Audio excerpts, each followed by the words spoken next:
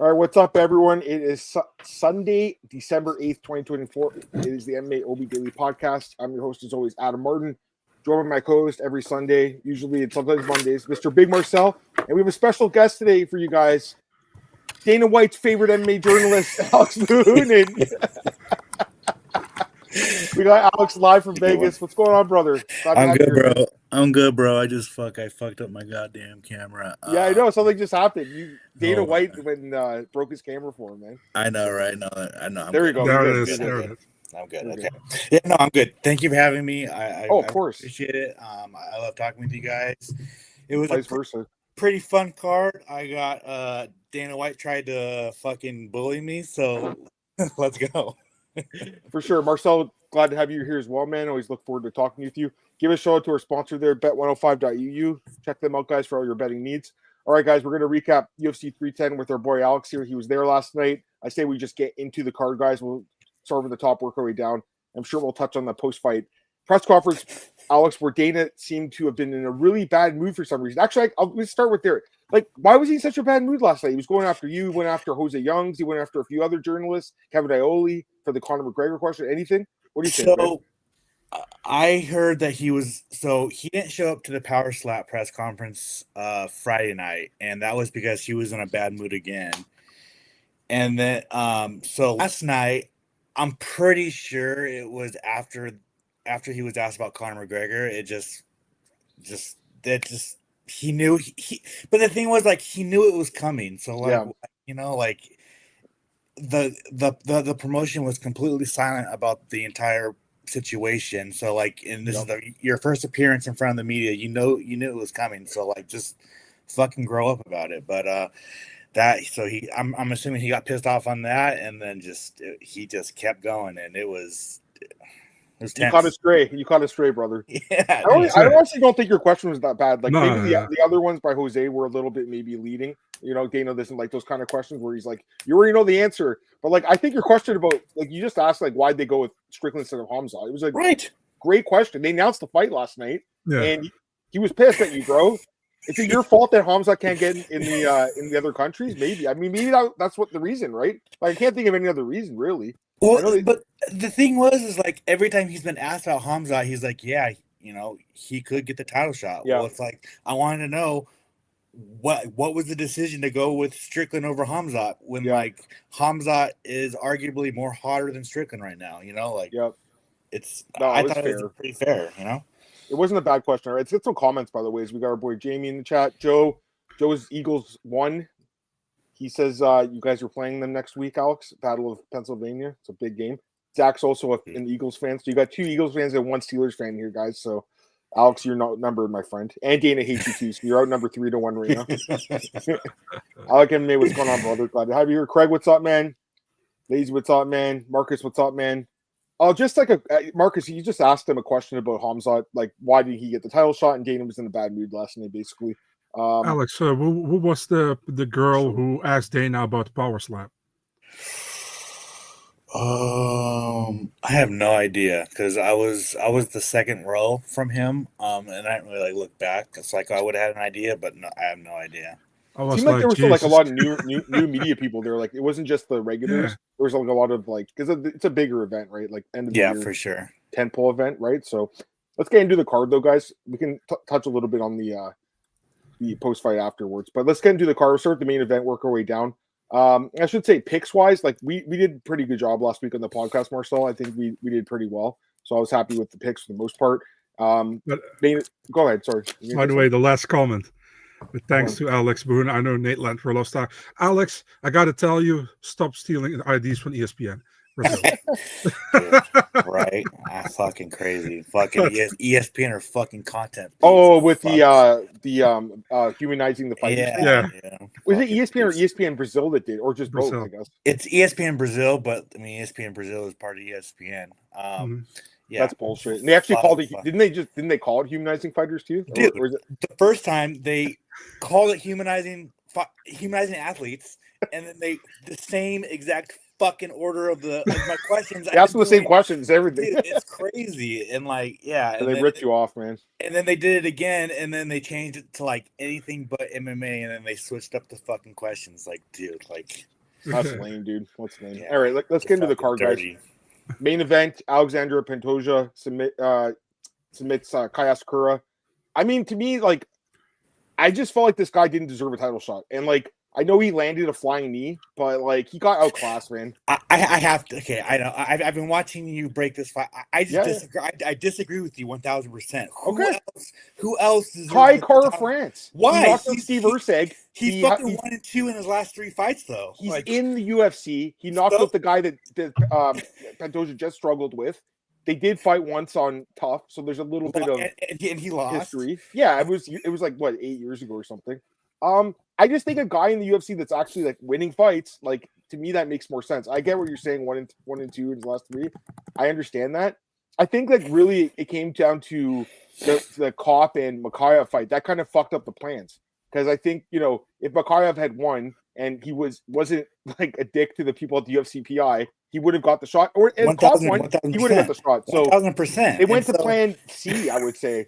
Anyways, regardless, man, like, they did the fight. The guy got beat. And here's the other thing, though. I'll say, like, I just would have liked to have seen him fight in a cage first. Like, no one talked about that.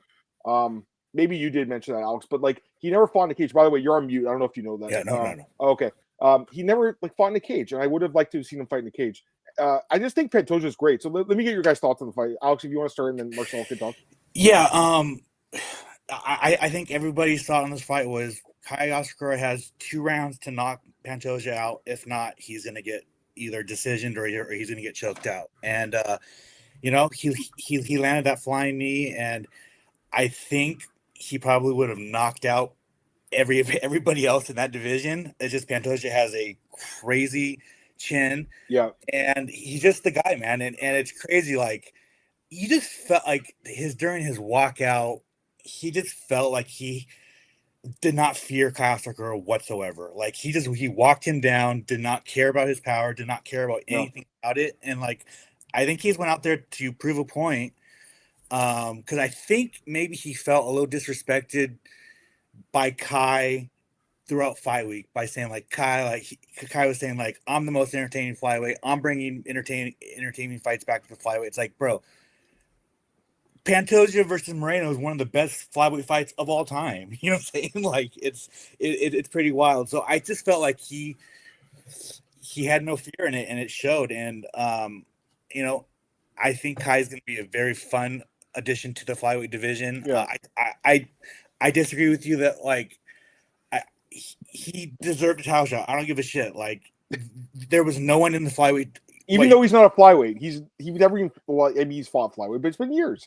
Yeah, 1,000%. But like, you really want to watch Pantoja versus Royval? No, I don't want to see him. I mean, that fight's going to happen at some point, but like, we've seen him fight twice.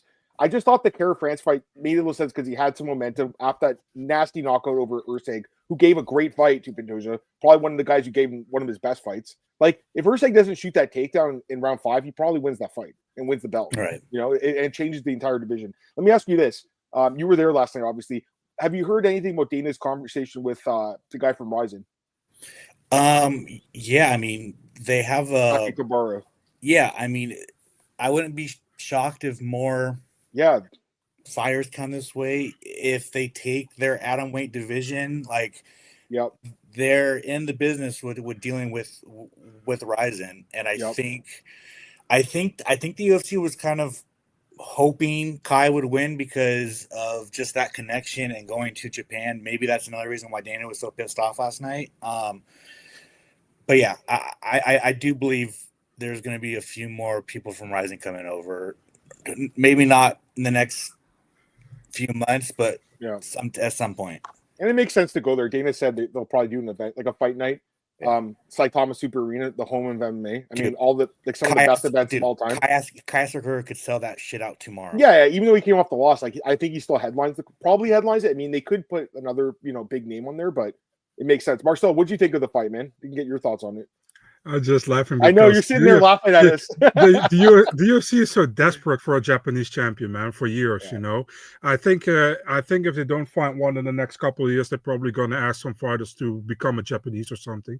You know, so they can sell somebody in Japan. Because how many years have they been trying? Takanori Gomi, Yushin Okami, fucking what's his name, Kyoji Horiguchi, which they still should have kept, in my opinion. You know, they got to bring him back. There's got to be a way to bring him back to the UFC. He's right? actually interesting to see him fight against Pantoja, in my opinion.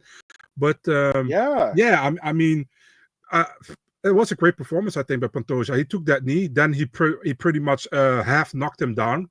You know, after that with a punch, and on the ground he was just a level above Kai Asakura, man. So I mean, I think I was happy for Pantoja, definitely, because I felt, and I don't know if it's true, but I felt he got disrespected a little bit, you know, by a lot of people, but also by the UFC, because they didn't really want to have him as a main event. I just think they don't have anything else. They didn't give him fucking custom shorts, like, dude. Yeah. What the fuck is going on? By the way, he gets pay-per-view points, right? Because he was the headliner, or no? I wonder if he does. Who else? You know, he should, I think. But yeah, I don't know. I mean, I mean, he beat pretty much almost everybody in the division, and now you can do the Kai Kara France fight, I think, because Kai Kara France, because for the simple reason that he got a win over Kai, but it's not an official win; it's an exhibition match in the Ultimate Fighter. You know, Kai got that win over Ertzak, got the decisive win over Ertzak, so I have no problem with him fighting for the title if there's nobody else. I think the UFC should have kept Manalkab or Mokaev. I think, you know, they should have come up with something. You know, you shouldn't let somebody who's like 15 or 16 and or whatever he is walk to another organization without anything, you know. And now Manalkab is fighting Bruno Silva. I mean, yeah, cool, this next week. But I mean, there is not much to do for Pantoja at 125. So I'm good with Kai Kara France, Adam. You know, I know Adam has been a long advocate since Kai Kara won against Ertzak.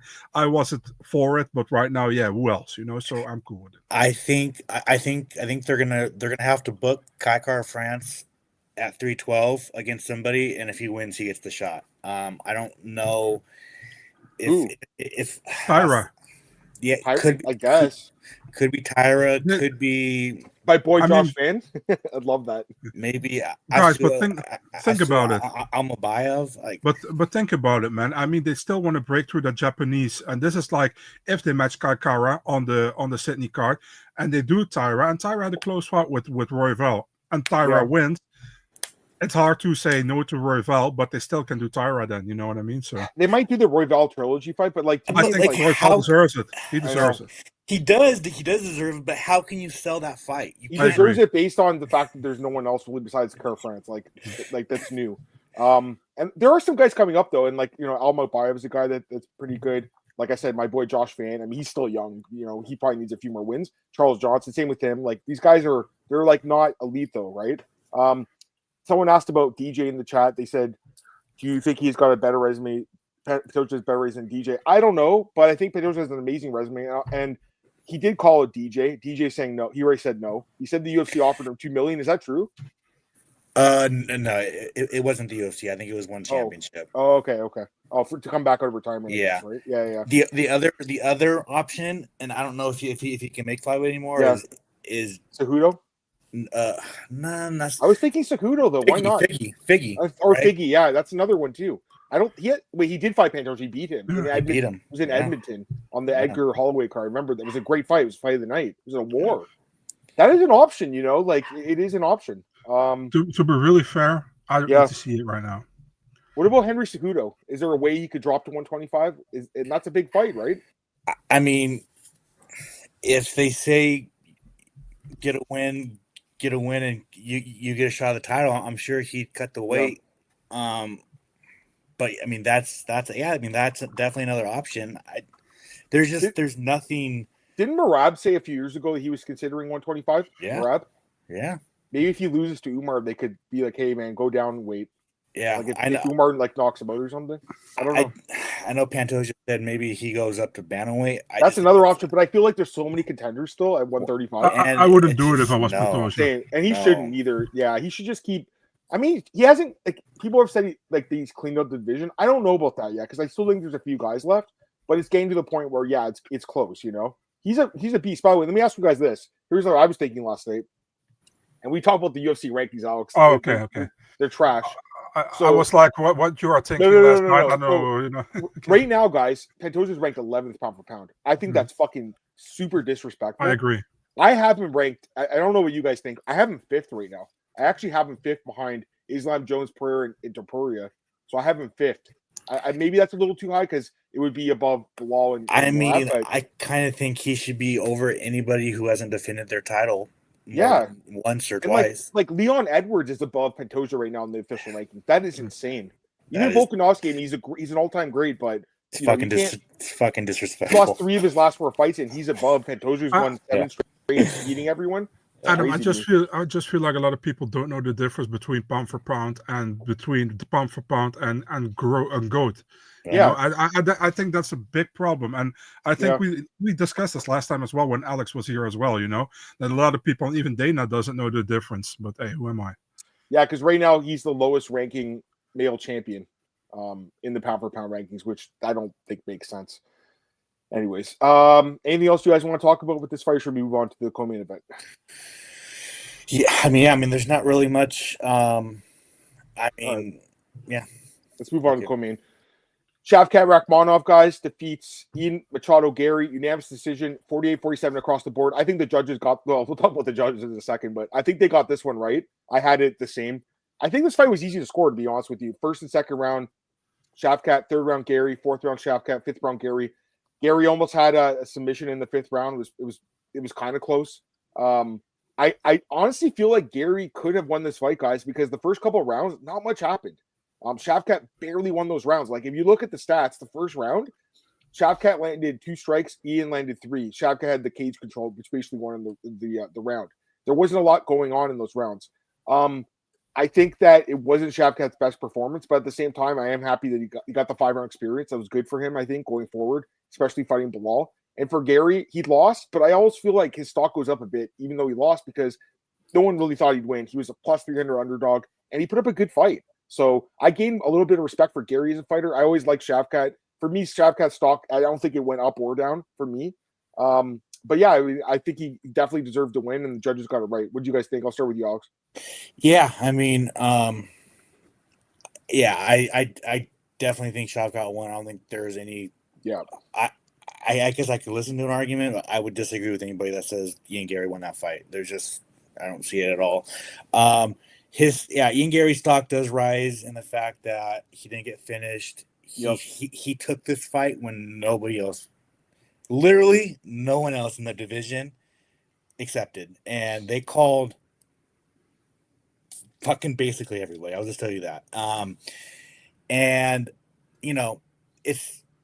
And Shavkat wasn't able to finish him. And it sucks, that now Shavkat doesn't have that 100% finish rate, but sometimes, that's, you just can't finish good guys, right? The one thing that I take away from it is, like, now the Bilal versus Shavkat fight is, like, at first I thought Shavkat was definitely going to win that fight. Now it's definitely now to me it's a coin flip. I agree. By the way, someone asked about the odds. They're out, Marcus. It was -200 for Shavkat, +170 Bilal. I'll be honest with you guys. If we saw this fight last weekend, I was going to pick Shavkat. I'm kind of reconsidering my pick now. Am I crazy? I don't know. What do you think, Marcel?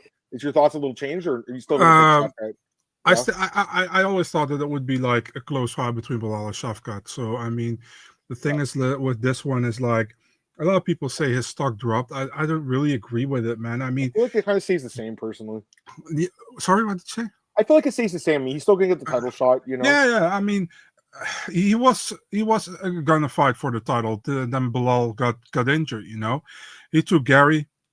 He won. I mean, Garry didn't lose before. You know what I mean? So and he fought for 5 rounds against him. A lot of people were like, "How will he do 5 rounds in the UFC?" Yep. He did okay. He pretty much held on in the 5th round. I felt like, he was waiting for it to be over. But, I mean, he won the first, the second, and the 4th round. The 4th round was the most decisive one for Shavkat. 1 and 2 was a little bit like very low output, both sides. But, I mean, it wasn't. I didn't think it was a great. I don't think it was a great fight. But he got the win, man. I mean, that was the most important, I think. And obviously you want to finish the fight, but sometimes, like Alex says, sometimes it doesn't happen, and it happens not often, not when you fight like legit and good opponents, And I mean, listen, man, Garry gets ridiculous a lot by people, but he's legit, I mean, we've seen that he has high fight IQ, that he knows what he does. I'm not his biggest fan, but I respect the way he fights in the octagon, and yeah, man, he showed good level, but Shavkat was just a little bit better, and he won. So yeah, I mean, to answer your question, I'm sorry, Adam, against Bilal. Yeah, I think will be a close fight probably, because I mean, if you see that he had trouble with getting Shavkat to the ground or with Garry to the ground, Bilal is probably, in my opinion, a better wrestler than Garry is. So I mean, we'll see how that happens. But I think Shavkat is in the striking better than Bilal. But hey, who am I? Again. No, fair enough. We don't have a date for this fight, but I was looking at the calendar. So March, is that possible, Alex? No. Ramadan, is that for Bilal? I think it's gonna happen. Could it be Miami in April? No. They kind of wanted that date, but I think it's going to be 1 month after. Okay. 1 month or 2 months after. So it's going to be early, not early. I guess early summer. Fair enough. Some people in the chat are asking about what's next for Garry, and someone suggested Leon Edwards. I was thinking this too, like in London, right? It makes sense, doesn't it? That makes sense. It's either he's gonna fight Leon Edwards or he's gonna fight Kamaru Usman. It's one of the two fights. Garry versus Usman? Yeah, that'd be a good fight. Actually, I wouldn't mind. He should fight Edwards, to be honest, man. I mean, you got two European guys against each other in a fight now in London. You should do that. It does. It makes a lot of sense, but also I think Garry really wants a veteran on his resume, and Kamaru Usman is that guy. Yeah, no, makes sense. All right, let's go to the. Most controversial fight of the night: Cyril Gane defeats Alexander Volkov by split decision. I'll just say this: I think this was a horrible decision. I was pretty shocked, man. I was watching with a few guys. We did a live stream last night, and we're all like, "Wow!" So I had Gane in my parlay, and I'm like, "All right, this bet's done." And then I can't believe that it won. It was so fucking lucky. So thank you, Adelaide Bird and Jury Hicho Kamijo. You were there, Alex. I don't know if you were cage side or were you sitting backstage. I can't remember. I was up on press ledge. And, yeah. Oh, and press ledge. That's what I should have said. That's the best place to watch fights. That is the best place, dude. I love it too, man. There's no one in front of you. You're right there. You're focused on the fights, and you can talk to the other media. When you're sitting in press row, you can't really talk. But when you're up top, you can have a conversation. Like when we watched, I watched Pantoja versus Marino with you. Yeah. So, what did you guys think? Did you all have it up for Volkov up there? So. All right, so I'll be honest with you guys. I watched the first 2 rounds, and then I left to go to the media room because Bryce Mitchell was coming back, and that was the only person I wanted to get the post-fight interview from. So I missed the third. So I missed. Well, the third round was the closest one for Volkov. Alex wanted set to sell Bryce a seatbelt. Yeah. Okay, let me ask Marcel then, since you didn't watch it. I'll get back to you 1 second. You had it for Volkov, Marcel, right? I had a 30-27 for Gane. No, of course not. No, I had the first round I had for Gane. The second round for Volkov. The third round was a whole bunch of shit, but Volkov did enough to win that round. 29-28. Yeah, I was surprised. I was really. I thought one judge is going to fuck up, but there were actually 2 who fucked it up. So yeah. So Dana talked to Volkov. Mm-hmm. He basically said they can't do much. He's like, well, we have our thoughts about it, but it's up to the judges. Alex, number one, back in the day under the Fertitas, they used to pay the win bonus for these guys when they got robbed. Is that possible or probably 1,000%? You think they're gonna pay him? Yeah, 1,000%. Yeah, I think they're gonna. I think they are gonna treat this like a win. That's what I was thinking too. When in his booking, right, for his next fight. Yeah. So, have you heard anything? I guess Volkov would jump Gane for an Aspinall fight potentially, or that would be stupid. No, I don't think he'll get the Aspinall fight. Okay. I think they're gonna do Aspinall versus Jones for International Fight Week. I have a feeling they're gonna get the deal done, because if they don't get that done, it's gonna look very, very badly on the UFC and Dana White. So I think, and plus this fight put them into a corner because they don't have anybody else to fight Aspinall right now. So I think Gon's gonna probably sit out until UFC Paris, and Volkov's gonna fight. Well, who's he gonna fight? Like he's beaten Jalton Almeida. I guess so, right? Unless they do could they do a trilogy fight? Is that possible? A rematch? If they're desperate, they could, but I doubt right now they will. Yeah, fair enough. I didn't like the decision. Would you guys? Would you call it a robbery, Marcel? Would you call it a robbery? It was close to it, I think like just the wrong guy won. The thing is like. Yeah. I don't think the UFC will do Volkov Aspinall 2 because of the first fight was so decisive. I think actually if they cannot book the Volkov or they cannot book the Aspinall Jones fight, it gets them open to do Aspinall Gan, for example. Right. Volkov indeed could fight the winner of Almeida against Spivak. That makes Yeah, I guess they could do that. I guess I mean Volkov's in a weird spot right now because. I mean, we all thought he won, but on paper he didn't. So, but yeah, you're right. Because Gon won, they can book that fight with Aspinall. Again, I'm with you, Alex. They got to try to do everything they can to get Jones and Tom done. And I know John Anik did an interview with Junkie recently, and he said he's like, I don't know anything, but I'm thinking it's going to be International Fight Week, and that's what you just said. So that makes sense, right? Give them some time off. I mean, Tom is going to be a year off, but I mean, he's got to wait for that fight, right? It's going to be it'll be the biggest fight of the year. International Fight Week makes all the sense in the world.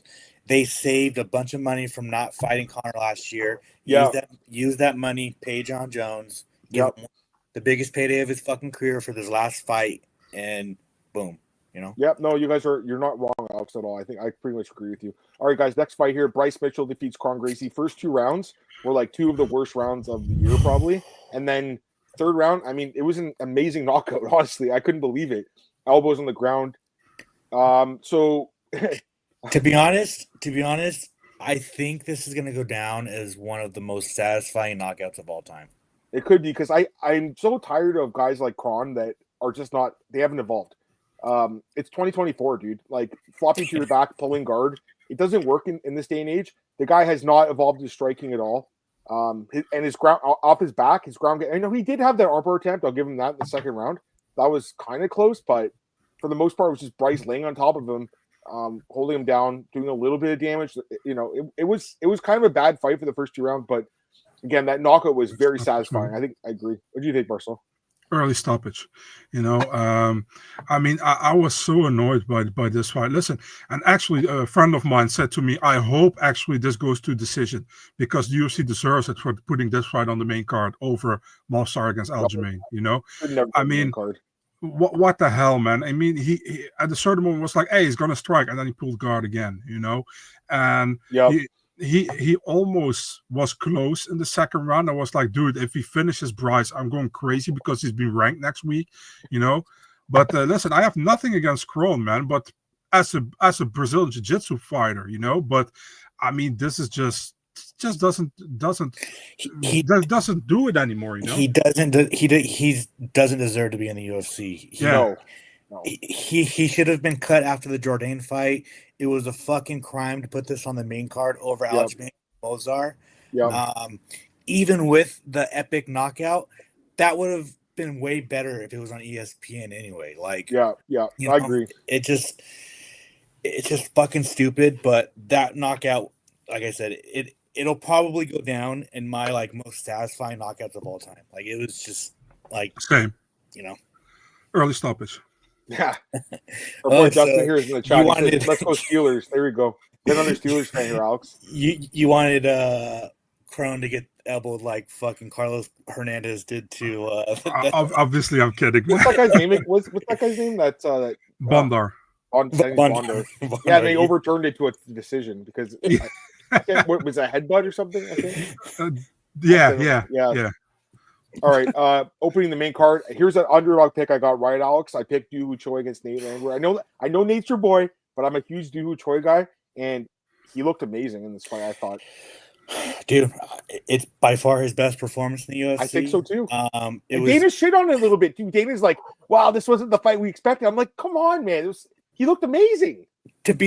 Yes, 1000%. But also, I think on paper, everyone expected them to go to the middle of the octagon, do the Max Holloway point, and just fucking swing until someone goes down. Yeah. But on the flip side, Doo Ho Choi evolved from being that kind of a fighter, and he beat the fuck out of Nate Landwehr. Won every round clearly. But I thought his striking looked amazing in the first round. He was landing these crazy uppercuts. His boxing looked great, and then again he was getting the takedown. And I don't blame him. Why wouldn't you get the takedown if it's there? I actually thought, Alex, this fight, I thought Nate would have the advantage on the ground, based on last couple of fights. And that's where I was like, because I picked Choi and I bet on him as a dog. I was like, okay, we're good to go. Unless he gasses, he's going to win this fight, and he didn't gas. So huge win for him. I think he called up Bryce Mitchell, right? Is that he did call him out. He called out. He called him out, and then Bryce Mitchell accepted the fight. So yeah. Why not? I was thinking Dan Ige first because I thought that would be like another, step up to another tough dude. But if Bryce wants to fight, that makes sense for me. I'm good with it. Yeah. Were you good with the stoppage, Marcel? You like the stoppage there? Crucifix? Yeah, I mean, yeah, sure, man. I mean, we've seen that before. We remember with John Jones against Brandon Vera or Matushenko. I mean, not Brandon Vera, Matushenko. We've seen that before, so I had no problem with it. Plus, I mean, Choi was absolutely dominating, man. He looked really good. It was like I saw Choi 2.0, He looked amazing. He got 2 back-to-back wins. He didn't get that since like 7 or 8 years ago. 8 years ago. So, I mean, good for him, man. I was happy to see him doing so well. I always liked Choi. He's actually in the Hall of Fame, right, with a fight against Cap Swanson. So, good for him, man. Let's see what's next for him. He looked evolved, Do you think he should have got a bonus, Alex? I could I would have loved to see all finishes get the bonuses, but I really like the UFC giving the prelim fighters bonuses. They've been doing that lately. They did that at the New York card. They gave Ramiz and Oban bonuses, and I like that because usually they get forgotten about, right? Yes, 1,000%. And because when you think about it, Bryce's knockout was fucking pretty fantastic, and that's definitely worth $50,000. But the rest of the fight sucked, right? Right. So I can see why they did it, and I'm happy that they gave the prelim fighters bonuses. Yeah, totally fair. All right, next fight here. Sad to see, just a complete beatdown. Dominic Reyes landed 121 significant strikes here, guys, against Anthony Smith. Mercy stoppage here by the referee, Mark Goddard. Anthony Smith non-committal about retirement. Dude, I never want to see this guy fight again. We don't need to see him fight again. Marcel, what do you think of this fight? It was kind of sad to see, eh? Yeah, man. I mean, I think that Dominic Reyes said at the press, Smith told me to hit him because he wanted to feel something or something. It's like, I don't think. Listen, who am I to say? But I don't think Smith should have fought yesterday. And I think he thought the same after the fight, probably. Yeah. Alex, same thoughts. Yeah. I think he's been done since the Johnny Walker fight. I don't. Yeah, he's Dana said him, Weidman, and Guida are basically retired. He's not going to book them for any fights anymore. And they should. And Anthony Smith is too good of a analyst / broadcaster to be fighting anymore. Like, he has a very bright future doing that. There's no point of fucking taking damage. And like, I understand for him, like, it's an outlet to express yourself. He loves fighting. He's been doing it. I think he has like almost 60 career fights. It's gonna be hard to walk away, but like, it's over, bud. Dude, that's so many fights. Like, think about how much damage he's taken. Like, I mean, Jesus, like, it's crazy. That was his 59th fight.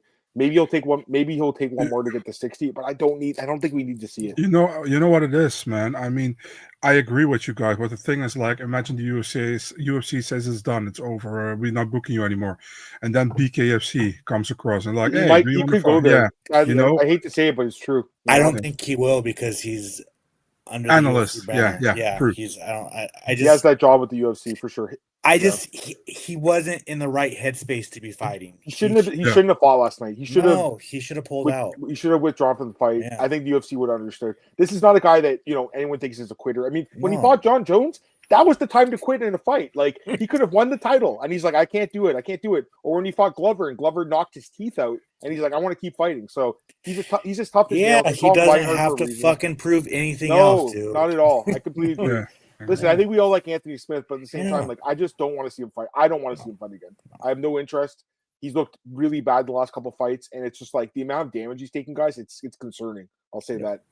All right, let's go to the next fight here. Oh, I should say about Dominic Reyes. We didn't mention him. 2 straight wins for the Dominator after 4 straight losses. How can you not feel happy for him, right? And again, I was one of the people that thought he beat John Jones. I really thought he won that fight. And then he, obviously had those couple losses to Yuri, Jan, Ryan Spann. That was a bad one to Ryan Spann. I thought he was done. I really did. And he's turned back the clock this year. Alex, knockout win over Dustin Jacoby, and then knockout win here or TKO win over Anthony Smith. So good for Dom. Keeps him in the top 10. I think he's top 10. I'm pretty sure he is at this point. So I think he fights Rakic next. Yeah, like there's a few options there. Light heavyweight's not a great division anyways, but there's a few guys for sure. All right, let's go to the next fight here. Man, I got this pick wrong. I only got 2 wrong on the card. This is one of them. I was pretty convinced Temba was going to win this fight against Vicente Luque. And Temba's your guy. Dude, he got dropped and then submitted in about a minute. Alex, what do you think, man? I did not like this fight for him. Okay. I thought it was a very dangerous fight. The only path of victory I saw for this was him taking Vicente Luque down and just wrestling him just like Bilal Muhammad did. Yep. Other than that, I thought Vicente Luque was gonna finish him. I did not like this fight for him. I thought it was a winnable fight in one angle, in one aspect of it, but I didn't like it. So. Fair enough. Marcel, what do you think? I think we both picked Temba last week, right? You picked him. Yeah, we both did, man. I mean, I think I said decision, and actually, I agree with Alex. With the wrestling, I thought that he could do work against Vicente. Also, too. Man, I was really just disappointed with how Vicente looked against Buckley, and I was like, maybe he is really on the decline, But man, great performance by him, man. Last night he hit Corimbo, who went. Yeah, I don't think he was. He got officially a knockdown, but I thought it was a knockdown. And then Luca jumped on the submission, or he jumped on the choke. And his darts is one of the best in the UFC. He's got like 5 of them now. Yeah, but what's it, an anaconda or a darts? Because we had what do they call it? They called it an anaconda. Actually, you're right. Yeah. Yeah, I'm not sure, so that's why I asked. Slightly different grip. Yeah, for sure. Because he has he has 4 darts chokes, and then I guess this was his first anaconda. Yeah, maybe he has 2 anacondas. We don't know. I just think obviously Vicente Luque is not in his prime anymore, but I think we all overreacted to him getting beat up by Joaquin Buckley, and I asked him about it during media day on Wednesday. I said, like people accused you of quitting, and he was just like, it just wasn't my night. It just was like. It happens, whatever. Obviously, he's taken a lot of damage during his career. He is a all-team first violence, 100%. And I just think it's, look at the competition, like he, Call out was good. Who do you call out? Who do you call out? Masvidal. Oh, yeah. Makes all the sense in the world. Yeah. Was Masvidal under UFC contract, or do they have to re-sign to a new deal? He's under UFC contract. He's fighting in Miami. Is that fair to say? Probably. I mean, if the UFC gives him a fight, he's fighting in Miami. This is a good. And then Luque's another Florida guy. It makes sense, right? Yeah. He trains down there. It's a fucking A+ call out for. It's a fun fight too. It's a fun fight. Luque ranked number 14th. This keeps him, saves his spot in the division. So yeah, big win for him. And for Temba, I mean, tough loss, man. Yeah. Imagine Vicente fought Nick Diaz last night. He would have destroyed him. I mean, that would have been sad to see. That would have been sad. That would have been very bad to see. Just knowing Nick's state, that I'm hearing some very bad things about Nick Diaz right now. UFC should probably release him from his contract and just UFC needs to step in and help him. I was going to say get some intervention. Step in and help him, immediately. Fair enough. Nick's one of my all-time favorites, and it's just sad to see what happened to this guy because, 10, 15 years ago, I mean, he was one of the best in the world. And it's crazy. I always thought that he was better than his brother Nate, and Nate turned out to have the, probably a better career overall, I'd say. And Nate still is functioning. So, by the way, is Nate coming back to the UFC? Because he was there with Quan. Any thoughts? He threw a bottle. I don't think there's a fight for him right now. Dustin Poirier. Didn't Dustin call him out? I thought Dustin did. I mean, he could definitely take that fight. I don't know if there's a fight. That's a huge fight, but that's a headliner in New Orleans. I don't know if that intrigues Nate, I should say. I don't think there's a fight that intrigues Nate. Fair enough. But I think that's still a big fight. I know Nate, he hasn't looked great in boxing, obviously, but I think it's still a big fight. All right, let's get back to the card. Movsar Evloev defeats Aljamain Sterling decision. Close fight, guys. Alex, you were there. How'd you score this one? I scored it for Aljamain, and I scored it because of the third round. He slammed Mozart, I think frontwards or backwards, and Mozart hit his head. And I thought that was the most damaging blow of the round, and so that swung me to Aljamain. How'd you have it, Marcel? Scored it for Mozart. First round for Aljo. Mozart always loses the first round, I think. Second round for Mozart. Third round, close fight. I think Aljamain gave it away by making a mistake in the last couple of minutes. I think Evloev didn't do as much, not the damage, but he had more output, in my opinion, because of it. And I think Aljo gave the fight away and we're making a mistake. So I'd love to be the guy who breaks up the decision here with the split. But the thing is, so I was driving to this live stream and I just had the fight playing on my phone, listening to it. I'm not going to look over my phone and watch a wrestling match and then get in a car accident. So I was just listening to what they were saying. I know that Evloev won, but I didn't watch the whole thing. I watched a little bit, but not really. So I can't score it. I will say this though, with Evloev, 9 straight wins in the UFC, no stoppage wins. So what's next for this guy? Because really he does deserve a title shot, but also the UFC fucking hates guys that don't finish fights. So what do you think, Alex? What's next?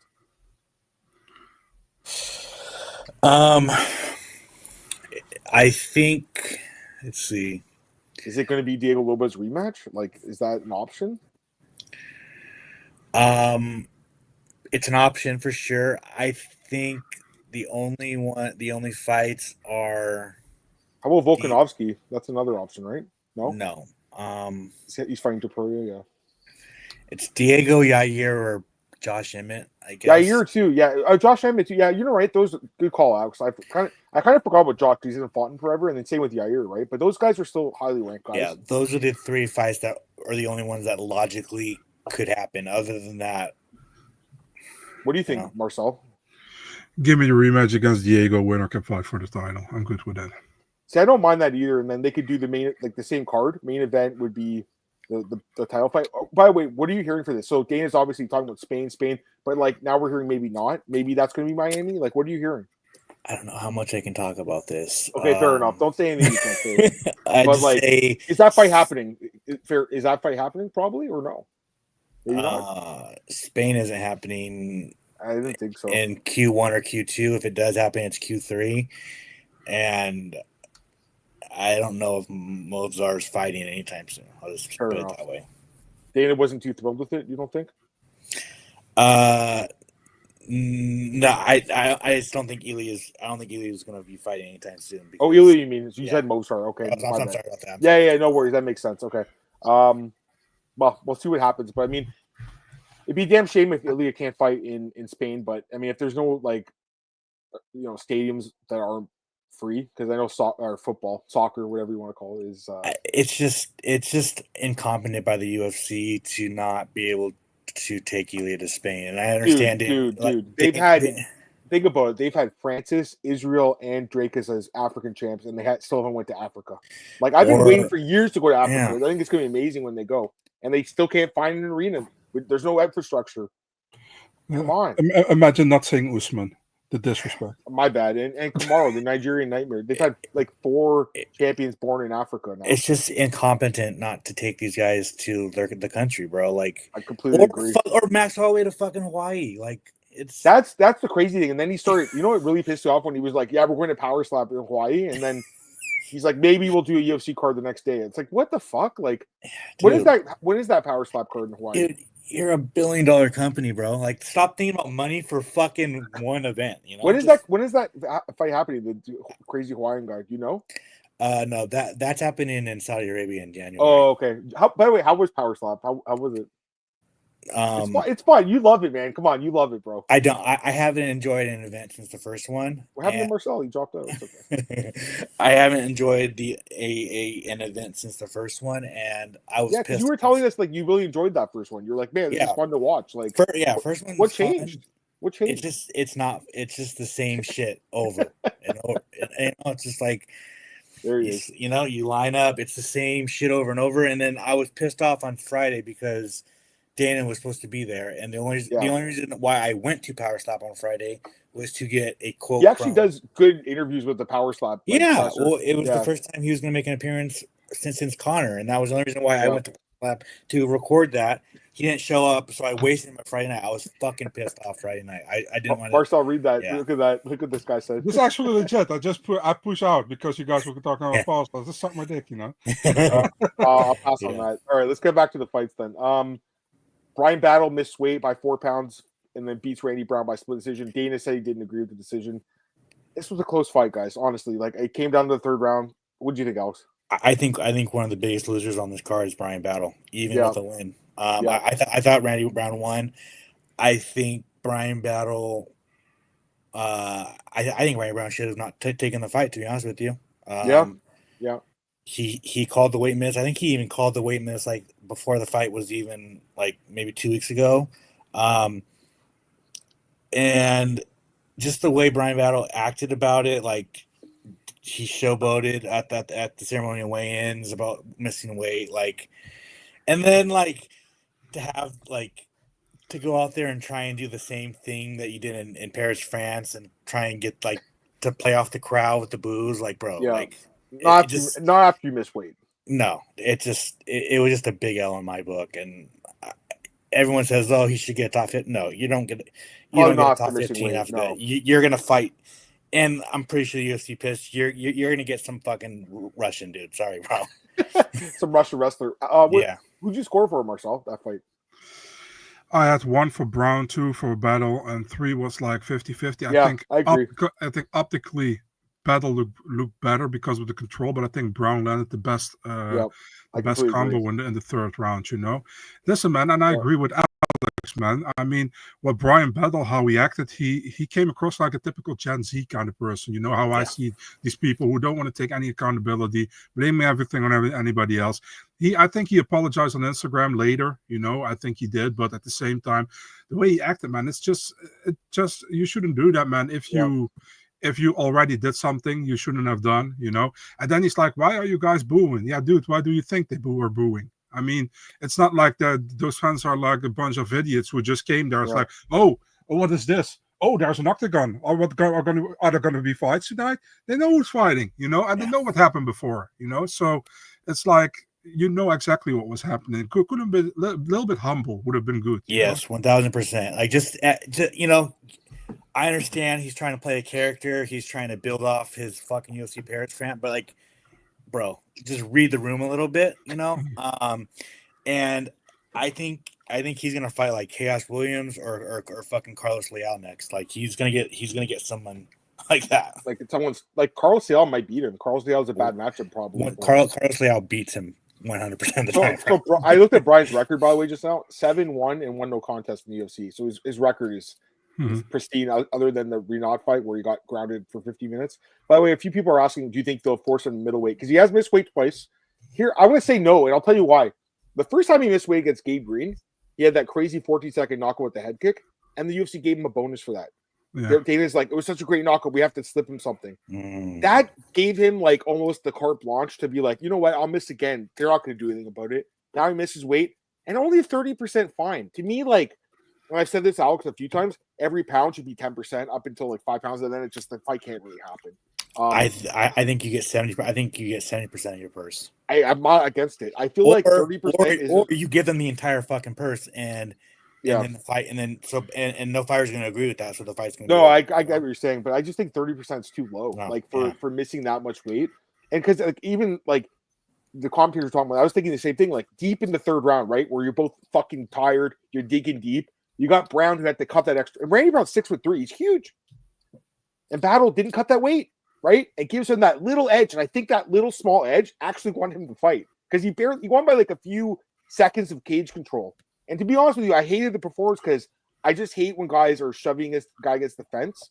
But at the same time, Brown didn't do a whole lot other than Marcel mentioned that combo he landed. It was a sick combo. And then right against the cage again. So if you're the judges, I get why you would go with him. Like, I don't think this is a robbery like the other fight with Gane and Volkov, but at the same time, like, it wasn't like the win that pushes him forward, especially with the weight. Dude, it was a massive L. Like it was. he's gonna have to capitalize one of the L's in his last name. Like, it's just oh my god, that's so good. I just spilled my beer in my shirt. Yeah, it's just, that was so funny. It's just No, I agree. I still think if it's like a crazy amount of pounds you're missing, you maybe should even start a fight with a point deduction. Hey man, I mean, there's a lot of options. I know they do that in like Road FC, right? Don't they? No, they do that in the PFL. PFL, yeah. I understand. Like, I don't like that. I just fucking like either cancel the fight or make it a 70% purse. Like, I just. I get it for Randy though, because like maybe the UFC told him like, well, if we cancel, you're not getting paid at all. Yeah, which I think is always bullshit. Because I think anytime you weigh in, that is showing, in my opinion, like show. But I feel like I heard, I don't know, that guy John Nash, you know him on Twitter. He does like the contracts and stuff. I think he said they changed the contract recently. I think the show now is where you actually step into the cage to show, because it used to be when you stepped on the scale and made weight, that was showing, right? So what it is if your opponent misses weight and they pull out of the fight, if you get paid for your show money while making weight, that counts as a fight on your contract. Yes, that's true too. That's what it is. And some people don't want that, right? Because what was that girl? Leslie Smith, right? Remember her? Yeah. That happened to her, and then I think they released her after. Yeah. Okay, 100%. We're going to pay you, but now your contract's up, and we're releasing you. And she hates the UFC too. So and if so it's if you have one fight in your contract, that's an easy get out of here. Or if a fighter is trying to negotiate, it gives you so it's bad. By the way, Zach, I have no idea too. Something's going on with my back. I can't get the poster in the back behind me, Alex. But when I put my beer can up, it looks so like fuzzy and stuff. Look at that. Yeah. See? It's fucking. I don't. This is like, look, I'm drinking this like 3D beer. So good. I don't know what's going on. Zach, I gotta fix something. But here we go. Here's the MMA holes. What's going on, guys?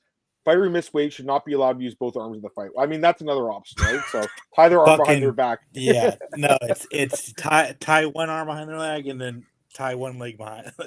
No, but really, there has to be some way, because I think that right now missing weight is probably one of the biggest problems in the sport, and it's something that just goes a little bit too unpunished. Probably. You have two things when you sign that contract: it's make weight and fight. Yeah. I agree. You didn't fulfill your contract. You didn't fulfill your obligation. Yes. So I think I've said this several times on this podcast with you guys. Yeah. I think any eye poke, any nut shot, any fence grab, I agree. It's an automatic point, no warning. Well, what about it's a great segue to the next fight. What about an illegal knee that doesn't get a point deduction here? Eric Anders and Chris Weidman. First round, Eric Anders is looking pretty good. A legal knee. Mark Smith stops the fight. Hard warning. Don't do it again. Okay? Don't do it again. Fucking bro. You can literally cheat in this fucking sport. It's like, dude. It's great. It's great. Fucking fighters should go out there and do anything illegal, because you're not going to get penalized for it, dude. Like, yeah. And then right afterwards, it was kind of karma though, where he gets dropped by Weidman. Right? A little bit karma. Second round, Anders pretty much ends Weidman's career, I would say. Dana even said they're not offering. I think he said they're not offering him a fight anymore. Is that correct? Yeah. So, listen, Chris Weidman is a Hall of Famer. He's going to go in the Hall of Fame. He's a legend. I love Chris Weidman. But I thought he's been done for a while. And like really, that Bruno Silva win. I mean, that win is not a good win. Like that guy Bruno Silva is even more like washed than any of these guys. And just the way, and then the way he did it, poking in the eye. It was awful. Anyways, it was just a bad ending to Weidman's career. The fight, I think, should have been stopped earlier. It was just a fucking beatdown. How many strikes did Anders land? Anders landed 62 significant strikes, they're saying, and then 121 total strikes. It seemed like more than that, to be honest. I think it's just I think it's heartbreaking, because I think Weidman was probably going to retire at Madison Square Garden. And he didn't get to do that. And I don't think they're going to give him another chance to fight in New York again. Yeah. So you get retired off a fucking loss to Eric Anders in Vegas, like. Yeah. No, I agree. I agree. By the way, so if you guys asking questions, just wait. We're almost done, like the recap, I should say. So we'll take your questions in a few minutes. We're gonna say Marcel. Yeah, we were talking about taking points. We totally forgot the very horrible fence grab by Cyril Gane in the first round against Volkov. Oh, I mean, what the hell, dude? I mean, he almost grabbed it with 5 fingers. and the ref was like, definitely did. Don't do that. And he went for a leg lock, man, at that moment or something. We're really weird. Yeah, I got a question for Alex too, by the way. Eric Anders very open about the fact that he's overcome this drug addiction. Alex, I mean, it's no secret that this is something you've battled. You're very open about this. Did you talk to Eric? I don't know if you've talked to him before this fight. Do you have plans on having a chat with him, or? Yeah, I'm going to in the next few weeks. Yeah, I mean, it warms my heart to do it. The crazy thing is, like, no one had any idea about this. You know, like he was never arrested. He never really talked about it. It was just only recently he said that, like, he was basically a functioning drug addict. And so it's really nice to see him turn his life around and get right on track. He said he has two more fights in his career, and so it's just nice to see. Yeah, I know he like this guy saying he got custody of his son recently. I know he got divorced, I think maybe last year or something, or separated. He was with his wife's Brazilian, I think. That's because he was saying he wants to go to Rio. I think his wife's Brazilian, so his kids are half Brazilian. What substance for Eric, Alex? So with Eric, he hasn't said, but I think he said actually. No, he did say everything basically. Right? Yeah, he was a garbage can. That's fair enough. Well, for you again, like you were, was it pills? What was it? Pills. Yeah, I was opiates and Xanax. There you go. And how long you been sober for again? Like 12 years or something? I'm taking 13 years in 13 February. Years. Good 13. For you, man. Thank you. Good for you, brother. Change the subject here. What's up, guys? No, Antoine, glad to have you here. By the way, there's Blake also. He missed it. I mean, you still have a few minutes, Blake, for Alex. He's still here right now. He's answering some questions. He's giving us Marcel's still here. Marcel's the Snorlax is still here. So we still got a few more fights to cover. Let's go through the last couple fights here, guys, in the early prelims. Josh Fan, another fantastic performance here against Cody Durden. 165 significant strikes landed. Unanimous decision win. I thought he won every round. Josh Fan is one of my favorite fighters to watch, dude. I love this guy. He is 5-1 in the UFC now. The one loss to Charles Johnson in a fight that was close, and they got knocked out. But 23 years old, 23, super young. Marcel, what's his ceiling? Do you think he can fight for the belt, Josh Fan? Jesus, man, he can fight for a belt. He will get to the top 15. Let's slow a little bit down. I'm asking what his ceiling is, dude. I didn't say what's next. Okay, I'm sorry. I'm sorry, Adam. What you gonna do, dude? I love this guy, dude. Yeah, he's great. This guy's like my favorite fighter to watch right now. Honestly. He's a very fun fighter, and he is always like the first round is always slow with him because he's like looking at the fighter what he's gonna do. He looked great. What can you say, man? I mean, Durden was completely out of gas, I think, early in the second round already, and he completely took over. And I was really waiting for Van to finish Cody pretty much because Cody had nothing left in the tank. But Cody has heart, you know, we all know that, and he kept in the fight. Well, yeah, great win by Van. I mean, first round was kind of 50-50 still, but second and third round clear for Van, you know. Amazing win. He comes in the ranking finally, man. I mean, who did they book him against first? I think he was booked against Tagir, right? I mean, Tagir's fighting Clayton Carpenter, maybe the winner of that one. I don't know. Or maybe you aim higher. I don't know. You should probably aim higher. What do you think of this guy, Alex? I know you like him too, right? Yeah, I mean, yeah, he's a Fury guy. I watched him since I've been watching him since he was an amateur. So I've watched all his fights. I think he's supremely talented. You know, but he basically loses the first round every single time. Yep. And he gets hit in the first round a whole lot. So like he fights someone like a Kai Asakura who is a demon in the first round. It could be dangerous, right? So I want to see him fight Tim Elliott. I don't mind that at all. It's fine. It's a good step up. Yeah. Ranked number 10. Tim's ranked at 10. Yeah, that makes sense. Yeah. Because again, he's 23, but he's 5-1, so he's good. He's very good. I just don't. They don't need to rush him. No, they don't. They don't have him fight a veteran like Tim, and then maybe have a fight another contender, then have him fight a former champion. You know, take that route. Yep. That's fair. That's completely fair. And obviously, he lost 2 fights ago too, right? So, all right, let's go to the next fight. Oh yeah, Urseg. Someone's saying Urseg. No, right now. No. I wonder what's going on with Urseg because he got knocked out cold by Carl France. That was surprising for me, anyways. Wonder what's going to happen with him. All right, let's go to the next fight here. Michael Chiesa defeats Max Griffin submission. I thought it was a great submission, but the fight overall was, again, it was a terrible. It was actually kind of like the Bryce Mitchell fight, where it was like a 2 rounds of just awfulness and then a nice submission. So I just don't like watching Max Griffin fight. I never have. I was going to ask you, do you think he's going to get cut after this? Because it's a pretty bad performance. I think he signed a new contract recently. Oh, okay. So we have a lot more Max Griffin fun to have, guys. Yeah. Woohoo. Yeah. Urseg's best win. It was just a close fight with Pantoja. His best win is Max Schnell. By the way, I'm confused why Max Schnell's ranked because I thought he retired. I don't understand why he's ranked. I don't get it. These rankings are going to change next year, brother. Yeah, I know. Dana's hinting at AI. Wink, wink, right, Alex? So we'll see what happens. Wink. Yeah. Chase Hooper defeats Clay Guida by armbar.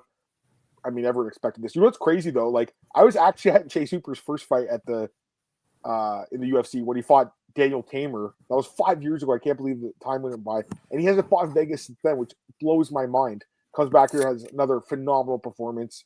I mean, he's good, man, and looks like he's going to fight in Seattle. Someone was saying Jim Miller, and he says he likes that fight. It makes sense, right? Jim Miller? For sure. Yeah.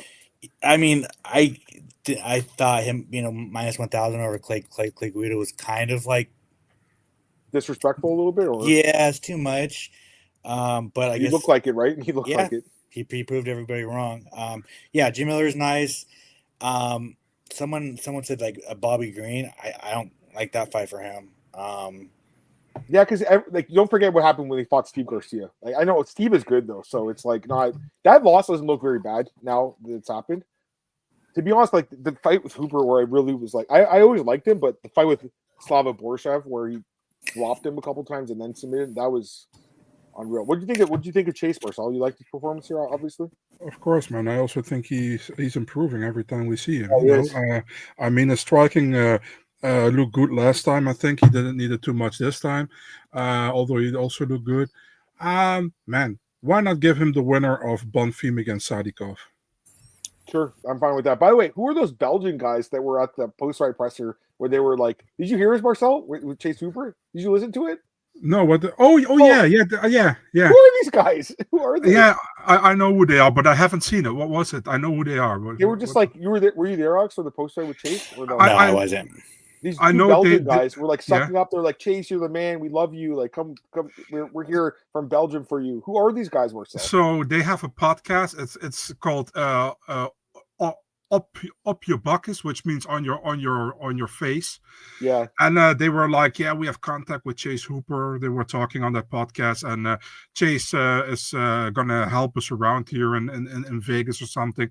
So I know that story, but I haven't seen the post fight with Chase. So I will check that later. You but should yeah, watch I know it. you should I'll give you 5 matchups for Chase Hooper. Sure. Which one? No, then I want 6. No, give me 6. How about 8? Okay. Matt Frivola. Yeah. Drew Dober. Yeah. Jared Gordon. Yeah. Alexander Hernandez. Yeah. Rafa Garcia. I mean, can we get someone off a win at least? They're all coming off losses, these guys, aren't they not? Alexander Hernandez coming off a win. What about Nasrat? Nasrat's not bad, even though I thought he lost to Jared Gordon. Yeah. I was honestly, of those 5, I would say probably Jared Gordon, actually, personally. Because Jared's tough, man. What about Rufy? No. I think Rufy knocks him out. Yeah. But it'd be fun because I mean, what about someone like a Garam? Grom's not as good as we thought he was, right? I don't think he is. By the way, someone's saying Rebeski in the chat. Rebeski, I think, destroys him. That's not a good. Oral by. Yeah, that's Oral by. Yeah, those are just no. Yeah, it's tough. It's tough. But it's also like you kind of want to see like how good Chase Hooper is at lightweight, right? I think we're overthinking it. Honestly, Jim Miller's a good matchup. Like he just beat Damon Jackson. He's still good. He is older, but he's still good. Yeah. Sadikov, someone mentioned that's not a. Sadikov's fighting, doesn't he have a fight book, Marcel? Against Ismail? Yeah, you just mentioned that, right? Yeah. Bobby Green. I mean, I guess Bobby Green. Like, I think Bobby could knock him out. Maybe.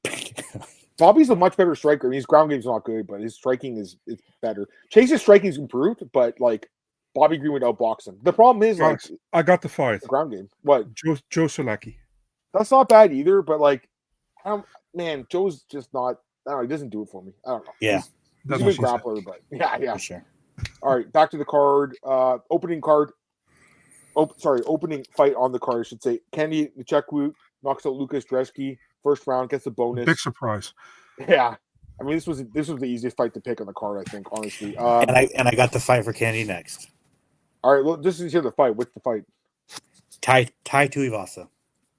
A heavyweight? That's a fun fight, isn't it? Is Ty ranked still or no? Let me check. He's still ranked. Only problem is Ty's ranked 11th. What the fuck? I don't know if I don't know if Ty fights again.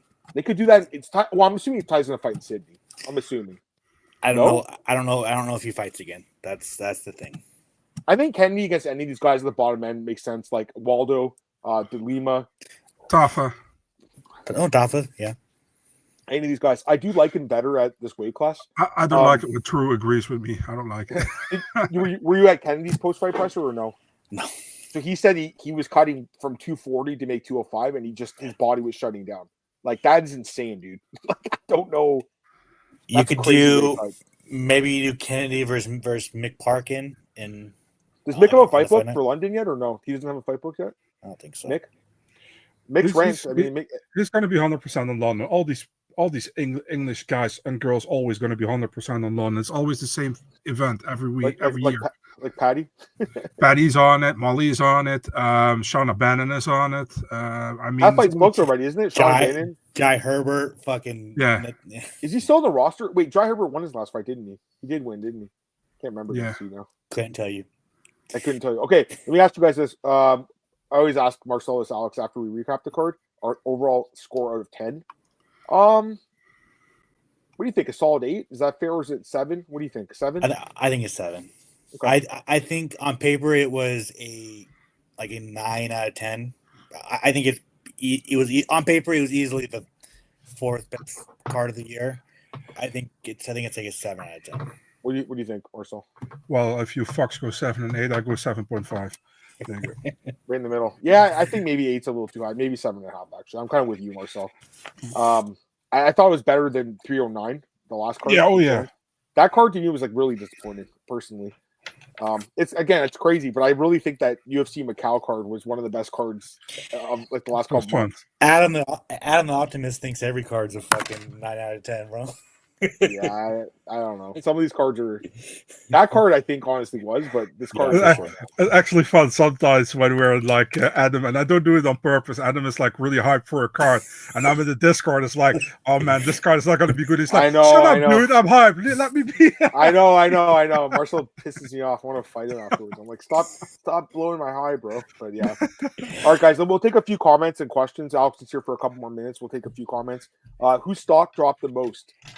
Good question. Great question, I would say. I think Gone. I think Gone. I would say Gone. I'd say Gone or Brian Battle, to be honest with you. What are you, Marcel? What do you think? Yeah, it's actually crazy that we're gonna pick 2 winners here. But I agree. Yeah, Gone probably for me as well. Yeah. Yeah, I mean, there's a few other guys too. Like, there's a lot of guys that are going to retire after this. But even like, I think Temba's stock is through the floor now after this loss. It was such a bad one. Temba is like, he's like 33 or something. He's not like super young, right? So tough loss.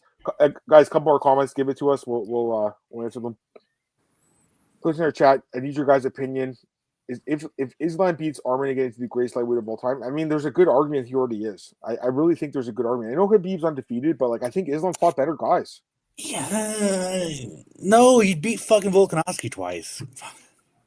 He beat Charles too. Submitted him, dropped him. Yeah, Charles. Yeah, but Charles been at the Dustin. Yeah, he beat Dustin, dude. I mean, his resume is pretty good, man. He did lose though once. He lost to Adriano Martinez. Who would you pick then, Alex? Barry's light. I kind of go like BJ Penn and Khabib. Like it's kind of those two are my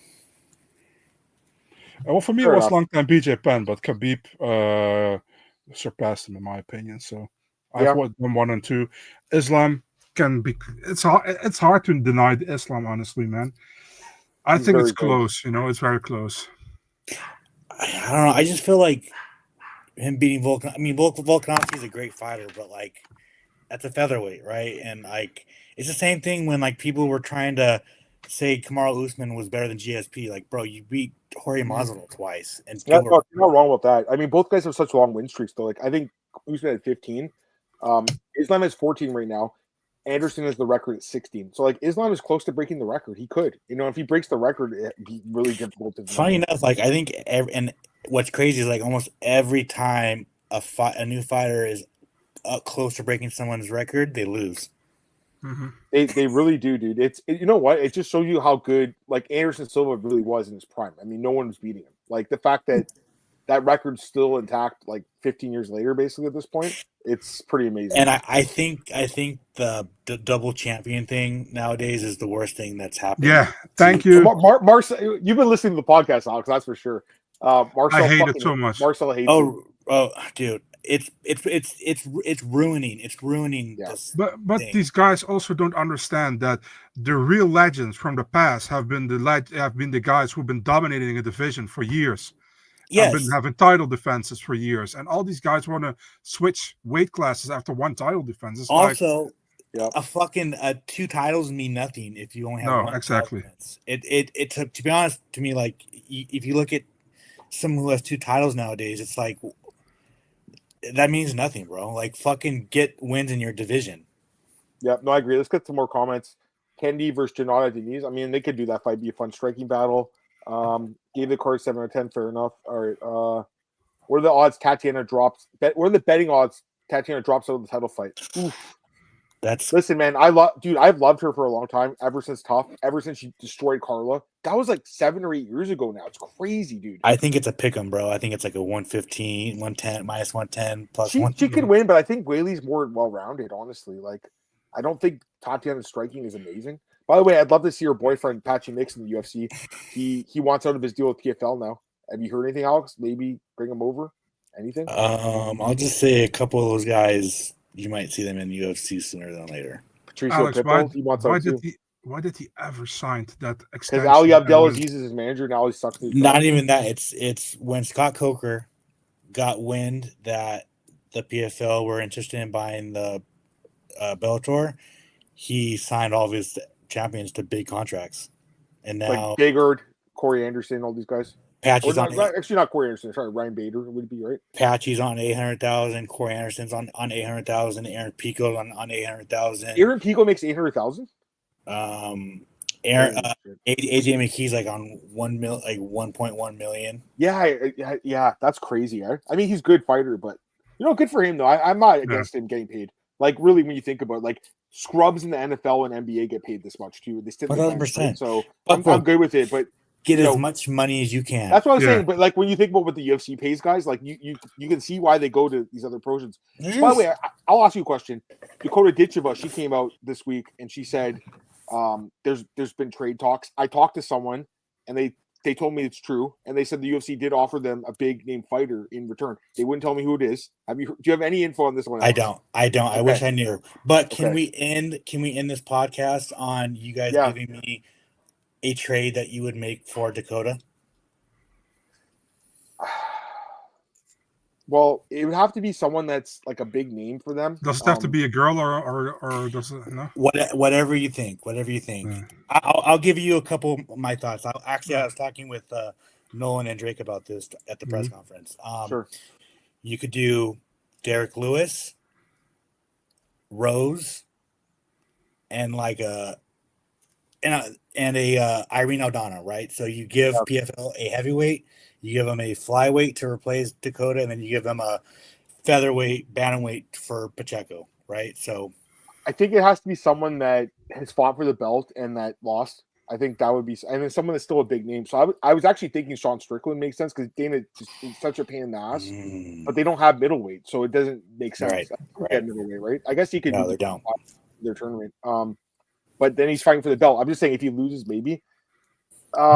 Or like Brandon Moreno, someone like that. It's a guy that, again, has fought for the belt like a bunch, and is not probably going to fight for the belt anytime soon. But they don't have a flyweight. They don't have a flyweight division. So can they trade contracts? Well, dude, I mean, they did a trade. They did Demetrius Johnson for Ben Askren, maybe like 5 years ago. I think the fighters probably do have to agree to it, but like they can do trades. They can no doubt do trades. So what are your guys' trades? Fuck, man. Dude, you put us on the spot. I wish you asked this before we went on. All right. You know what? I'll give you one right now. Cyril Gane for Ditcheva, and then they could do Cyril Gane versus Francis Ngannou in PFL. That's not a bad one. Not bad, right? All right, so that's not bad. That's not bad. What do you think, Marcel? Do you have one?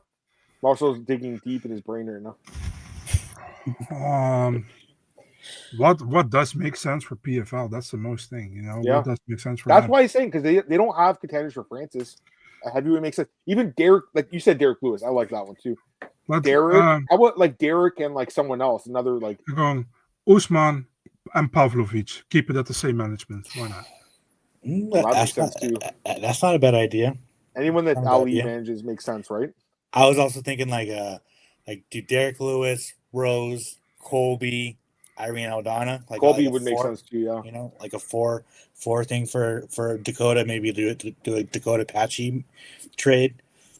They have to bring them both in. By the way, Patricio Pitbull, is there any chance where he's a little older? You're hearing maybe? Dana said he liked him before. Dana did say he likes Patricio. I'll just say that's not a secret. I would not surprise me if in 2025 he's a UFC fighter. I mean, I'd like to see him in the UFC forever. I think it'd be great. All right, guys, let's end the podcast because we're past an hour. Alex gave us too much of his time right now, so we appreciate it, brother. Let's end the podcast. Alex, where can people find your work, man? We always love reading your humanizing athletes, and not ESPN's. We like reading yours. Fuck ESPN, bro. Fucking these. Yeah, man. Follow me on social media. My byline is on MMAmania.com. And thank you guys for having me, man. I really love chopping it up. When Marcel was talking, like maybe a possibility I should jump on, I was like, oh yeah, bro, I'm coming. We had to have you on before the end of the year. We'll get you on like for another pay-per-view in the new year. Obviously, like it's we obviously take up some of your time here, so we appreciate you, man. Marcel, what's going on with you, man? Anything you want to say really quick? We're gonna do another podcast in about 5 minutes. So yeah, what's going on with me? I've been in the podcast for the last hour, so that's what's going on with me. You can find my stuff on Big Marcel 24, so not on Bim Garcel 24, but Big Marcel 24. And I want to thank Alex, obviously, for jumping on the podcast today. Really appreciate it, Alex. Always fun talking to you. Of course. And love back, dude. Thank you so much. And to Adam, fuck you, dude. See you in 5 minutes. Yeah. For sure. No, we're gonna do another podcast here, guys. We're gonna preview UFC camp, the last card of the year. So we're gonna do that preview in just a few minutes here. So keep it there and just wait. I want to tweet it out in a minute, guys. Thank you again, and Alex, appreciate it, man. Talk to you guys in a few. My pleasure.